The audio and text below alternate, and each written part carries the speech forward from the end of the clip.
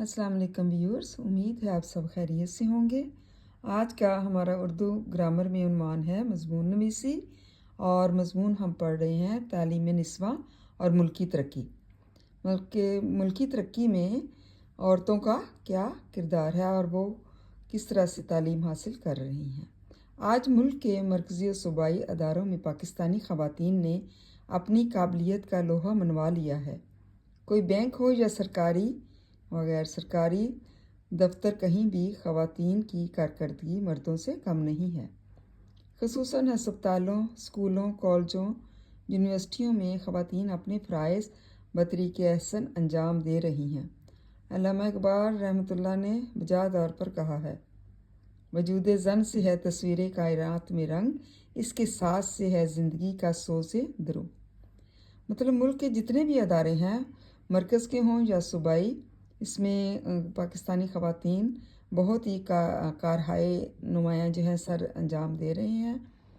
और कोई भी बैंक होता है या सरकारी व गैर सरकारी दफ्तर, कहीं भी ख़वातीन की जो कारकर्दगी होती है, मतलब उनके काम करने का अंदाज़ मर्दों से कम नहीं है। ख़ास तौर पर अस्पतालों, स्कूलों, कॉलेजों, यूनिवर्सिटियों में ख़वातीन अपने फ़राइज़ बड़े अच्छे तरीके से अंजाम दे रही हैं। अल्लामा इक़बाल रहमतुल्लाह अलैह ने बजा तौर पर इरशाद फरमाया है, मतलब बहुत उन्होंने सही कहा है, वजूद ज़न से है तस्वीर कायनात में रंग, इसी के साथ से है ज़िंदगी का सोज़े दरो। ज़न औरत को कहते हैं, वजूद मौजूदगी, तस्वीर कायनात कायनात के अंदर, सास मौसीकी को कहते हैं। ये अल्लामा इक़बाल रहमतुल्लाह अलैह का शेर है। ये मुख्तसर सी नज़म है और इसके 3 अशार हैं।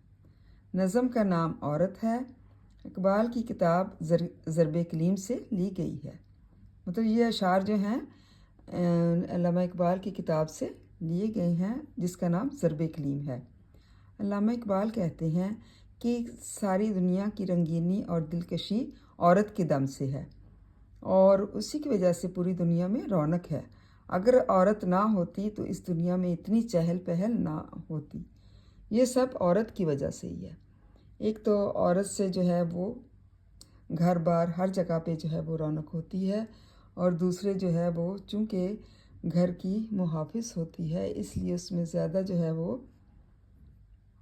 रंगीनी और कुदरती दिलकशी पाई जाती है, और अपने बच्चों की भी हिफाजत करती है, उनकी तालीम व तरबियत करती है। इस वजह से औरत को जो है वो तस्वीर कायनात कहा गया है। उम्मीद है आपको इसकी समझ आ गई होगी। थैंक यू एंड जज़ाकल्लाह खैर।